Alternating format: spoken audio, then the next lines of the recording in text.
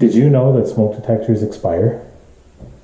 Well, they do. They have about a 7-year lifespan from when they were installed. They have an expiration date on them.